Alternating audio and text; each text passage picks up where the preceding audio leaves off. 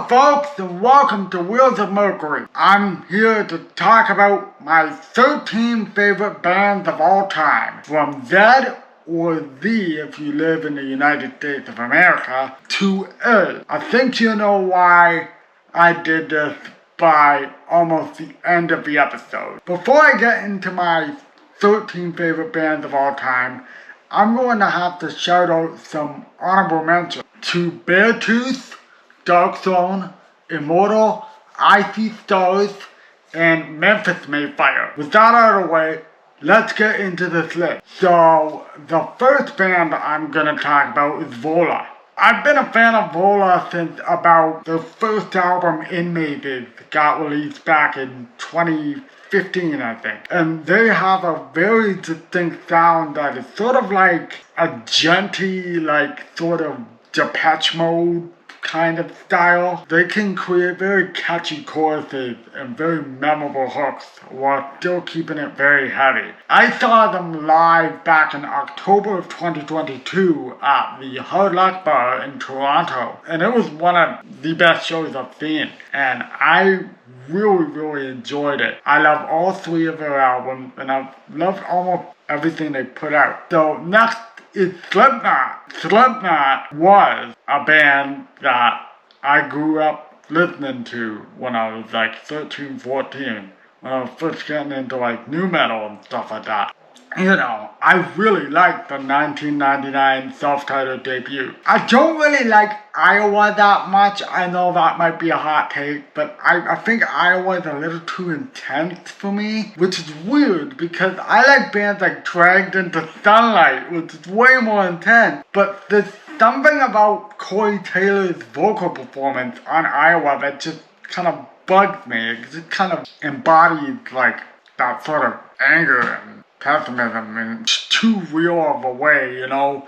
It's just very hard to listen to. My favorite Slipknot album is the Volume 3, the Subliminal Verses record from 2004. It got anthems like Before I Forgot, Vermilion Part 1 and 2, and what's the one with the drum line at the end? I forget.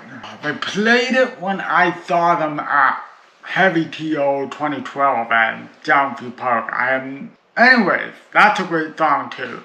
And I also really like the last album that they did with Joey and all the original lineup too.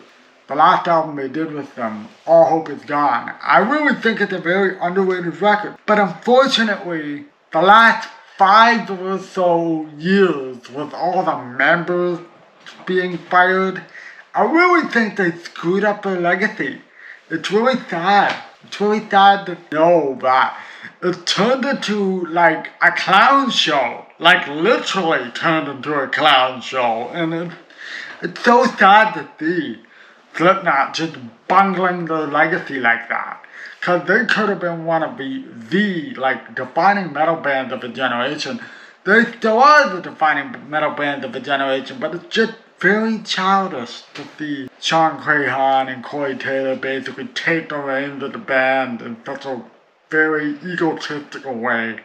It's sad to see. Next up is Slayer! I love the first 5 albums from Slayer. My favorite Slayer album is Seasons in the Abyss because it has everything you want from Slayer. The slow brooding songs, the fast songs, the memorable hooks and lyrics, and especially the galloping riffs we all love. You know, the it's like War Ensemble, Dead Skin Mask, Skeletons of Society. So many good songs on that record. Of course I love Rain and Blood, but like, I feel like Rain and Blood is a bit fast for fast sakes, and sometimes I want some variety, which is why I consider Seasons in the Abyss their best record. Maybe this will be the time for me to comment on the reunion that just happened as of yesterday, as of the time I'm filming this. I don't have anything really meaningful or profound to say about it. No comment. Anyways, moving on to my second favorite band of all time, Metallica. I mean, Metallica's name pretty much speaks for itself. I don't even have to really explain to you what Metallica is. I just have a logo with me and everyone will pretty much basically know, or basically just know something from Metallica if you're into metal. My favorite Metallica album is Master Puppets. I mean, come on, it's a classic. Ride the Lightning, it's a classic too. And Justice for All, it's a classic. The Black Album, it's a classic too. But my third favorite Metallica album is Alexandria. Yeah, I love Saint Anger too. That's a hot take, but I love Saint Anger. I remember listening to Saint Anger a lot when I was waiting for the bus in high school when I was like 15, 14. You know, like I have so many memories of listening to Saint Anger front to back. I know all the lyrics of the album, like every single song. Wake the sleeping dog, wake the beat. Wake the sleeping dog, no Adam sleep. Wake the sleeping dog, wake the beat. Wake the sleeping dog, no Adam sleep. I mean, it's not a perfect album by any means. If you ever watch Some Kind of Monster, you understand how much that album was really the embodiment of all the struggles they went through to record it and write lyrics for it and everything.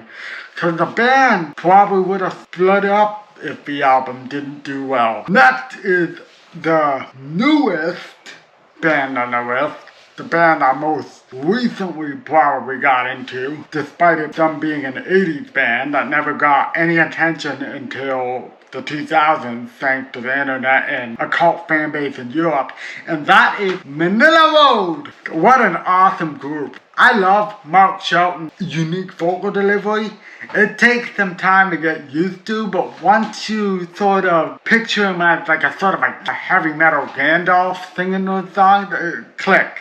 I love Open the Gate. I love Crystal Logic. I love the thrash stuff too. They did a great job coming back to form in the 2000s and 2010s when Mark had laryngitis and Brian Howard Patrick took over on vocals. An awesome band, and they did their own thing for 40 years. Never once caved in to label pressures or anything like that. And, you know, Mark didn't care if he was playing in front of 4,000 people or 40 people. He just loved the music. And I feel like all the current traditional heavy metal bands now, like Eternal Champion, Visigoth, Smolder, that all pay homage to them. I feel like they really share a kindred spirit with the late Mark the Shark Shelton. Yeah, he died back in 2018, so rest in peace, Mark. Hopefully you're writing songs up in heaven and smoking a joint up there because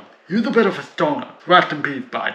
So the next band I've got is Leprous. Oh boy, I could talk about Leprous all day, from the amazing, very fresh and intricate drumming to the atonal guitar riffing on their early stuff to the experimentation with pop and art pop stylings on the later stuff to Einar's vocals. Einar Solberg, holy crap, I freaking love his voice. He has to be one of the best singers in rock and metal. I'm an absolute simp for Einar Solberg's voice. He is phenomenal. Just the range that he has, phenomenal voice that he has. And the fact that he had the connection to Emperor through Ethan, his half-brother, is really cool too. So Ethan also guested on a couple Leprous songs back in the day too. That's cool. That's awesome. The guys from Leprous used to be Ethan's backing band. So that's pretty cool too. Next up is a bit of a bittersweet one. The recently broken up Issues. This is a band that sort of straddled the line between gent metal, pop, R&B, nu metal, and yeah, those four genres. They were from Atlanta. Imagine if Boyz II Men and Periphery and Linkin Park combined into one band and you get Issues down. They were very ahead of their time. Yeah, before stuff like Spirit Box and Sleep Token were doing it, Issues were doing it well before. They have one of the best bassists I've ever seen live. Sky Actors. Like, this guy Sky, he got the big poofy afro, right? His bass playing is just phenomenal. And AJ, he got this cool, groovy sort of gent style of riffing that is just so cool. And they take everything from like pop and R&B and gospel and all these different sorts of genres and blend it together into a metalcore formula. And it just works perfectly. I even love Josh. His drumming is awesome. The way he plays ghost notes on the snare is so good.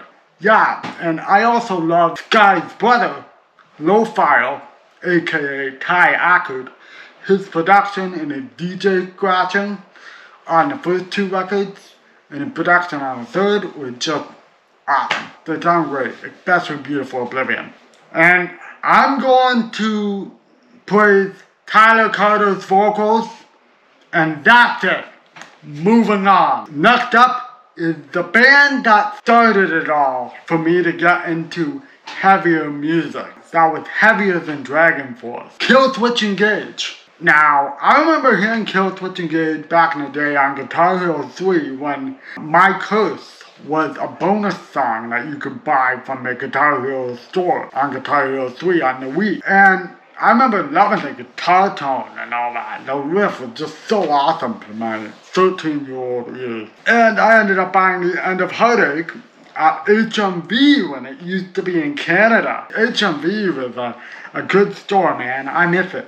Anyway, Killswitch Engage really opened the door for me for heavier music and screaming and heavy guitar. They have such emotional and such a positive message with the lyrics, both with Jesse Leach and with Howard Jones. Howard is a phenomenal vocalist. And the fact that those two guys are now friends, it really warms my heart that they met up together and they're best of friends now, you know? It's really cool. And Adam D is hilarious. You can look up videos of Adam D cracking politically incorrect jokes all day. You can spend a whole day on YouTube, like, looking up his jokes and stuff you crack over the years. He's freaking hilarious. So, yeah, Killswitch Engage. Awesome band. Next up is Deafheaven. Now this is the band that was a gateway into black metal for me. Despite not being a truly black metal band, I don't care about any of that. Sunbather was a huge record for me. Before Sunbather, I found black metal pretty scary, you know? Like, I heard about all the stuff that happened back in the 90s in Norway, and I'm like, I'm never gonna touch that. But when I heard Deafheaven, something clicked. But nowadays, the Deafheaven album I go towards is New Bermuda. It is such an amazing record. Probably one of my all-time favorite records. And it got such versatility and stuff like that. And it got awesome riffs, got awesome guitar soloing. George screams are awesome. And I love the Oasis tribute they had on the final song. What can I say? Like, Deafheaven's New Bermuda, probably my favorite black metal or black metal adjacent record of all time. It's gonna be interesting because their last record was a bit of a departure, a huge departure actually, from their usual sound. It was like a shoegaze sound. It was almost like their answer to like Alcest's Shelter. I didn't like it at first, but you know, it grew on me, and I really like George Clark's singing voice. I hope they mesh his singing voice in with the heavier stuff from the earlier years. So that would be cool. That'd be cool if he did a sing in the chorus and scream in the verses thing. They're with Roadrunner Records, which is weird, but I'm cautiously optimistic. Next is the band I made this video for because I've never talked about this on any videos on Wheels of Mercury ever in the history of this channel. And that's Bullet for My Valentine. This is a band that I remember hearing for the first time on the NHL 09 soundtrack when I was 13. Hearts Burst into Fire. And man, God, I remember first hearing it and I was like, who's this? This is good. And then I got into the Poison, Screaming Fire, and Fever. And I love both those albums, all three of those albums to this day. And I love all the albums. The riffs are so good, the choruses are so catchy, and yeah, the lyrics are admittedly really bad. But you know what? It's almost an afterthought when they're this catchy. Like the pop hook just stick in my brain. And there's something about Matt's voice that just, he doesn't have a perfect voice, but it just got the charm to it. It just creates a whole bunch of nostalgia in my brain, you know, like it just sends me back to when I was first getting into heavier music. There's so many songs I could sing. Hot burn to the fire. Can you feel your fever taking over? Bring out the knife. Stop my fanboying, okay? Okay? Alright, moving on. Bring me the horizon. I've talked about them on here on Wheels of Mercury before, and they've had a weird career. They started off as a deathcore band with stuff like Pray for Plagues and for Stevie Wonder's Eyes Only, and Medusa, you know that one song with Medusa in the song title. They started off like that. But I think the real Bring Me the Horizon started when the next album came out. And man, oh man, I love Chelsea Smile to this day. I've got a secret! It's at the tip of my tongue, it's at the back of my lungs! You know, it's just so infectious and so catchy. And then the next album after that, There Is a Hell. It's just awesome. That's my all-time favorite Bring Me the Horizon album.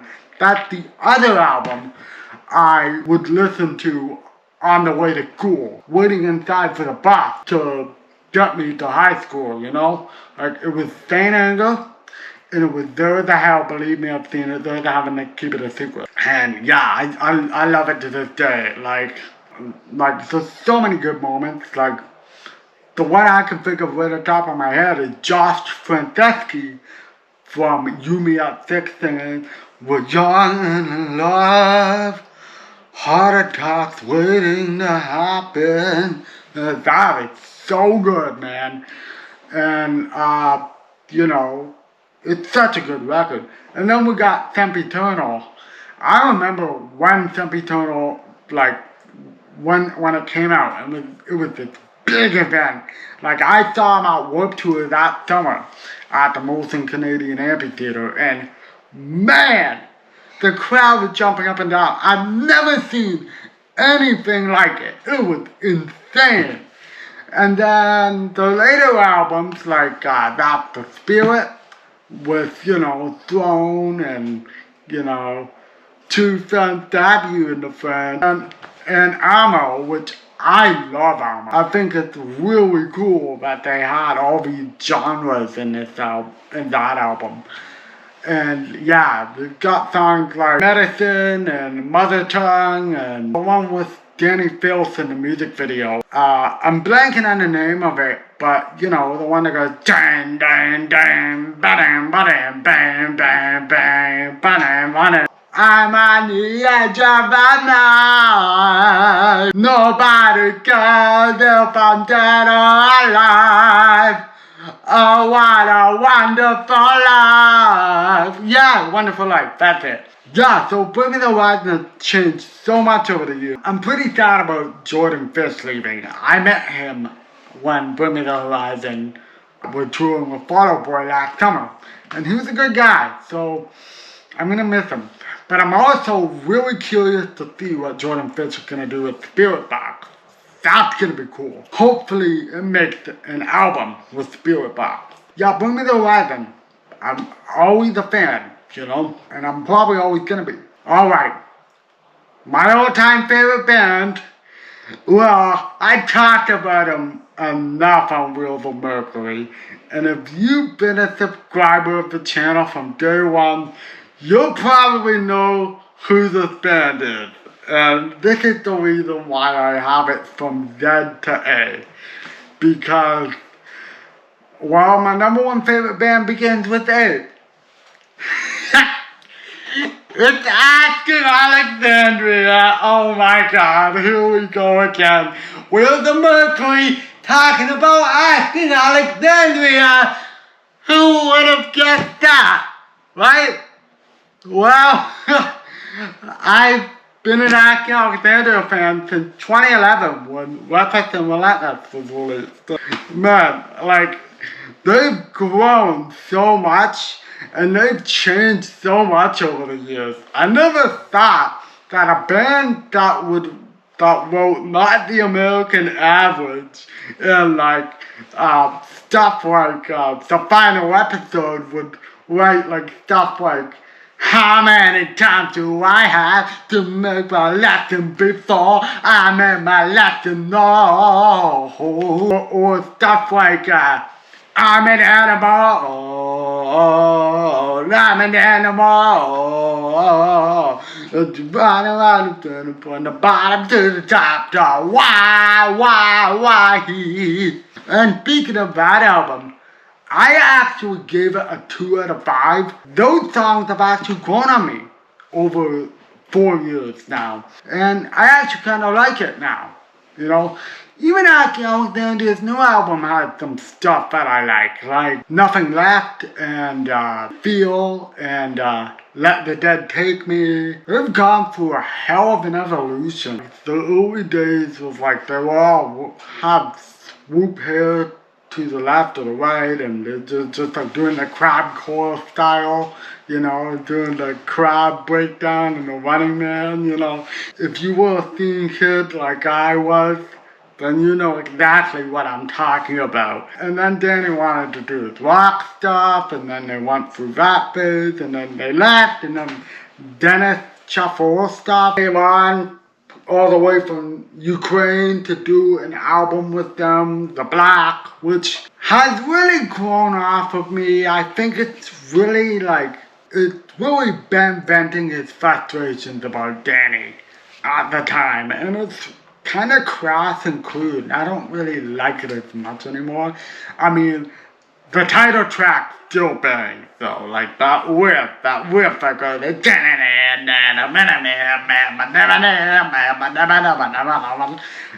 and then, you know, like, the ending with Dennis is like, John, leave me here, I need you around, just take your back on me. Don't take your back on me. And then you got the stuff like Into the Fire. You know, when Danny returned and, you know, like stuff like that. I'll stop gushing about Asking Alexandria, okay? We're moving on to the final band. And this band is a band that's local to me. Alexisonfire. I've followed them since their Crisis album, but I've known about them before.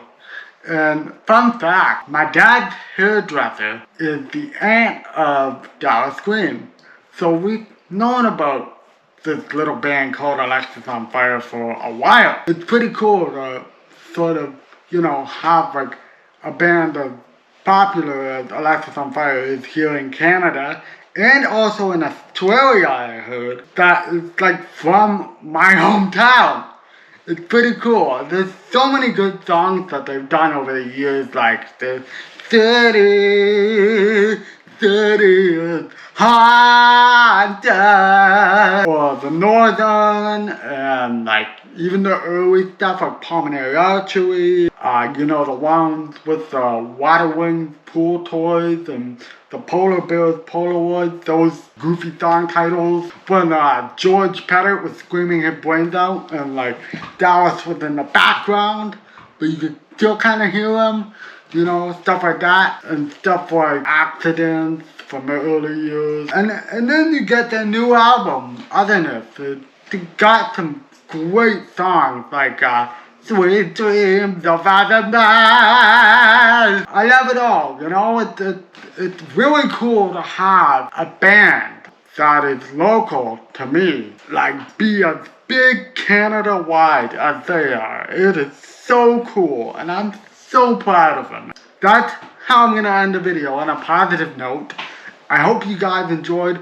Don't forget to give the thumbs up button, the like button, don't forget to press that so that the algorithm, gets me in, it's the algorithm, like, you know what I mean. Don't forget to subscribe and ring the bell and do all that stuff. Rock on, guys, and I'll see you in the next video.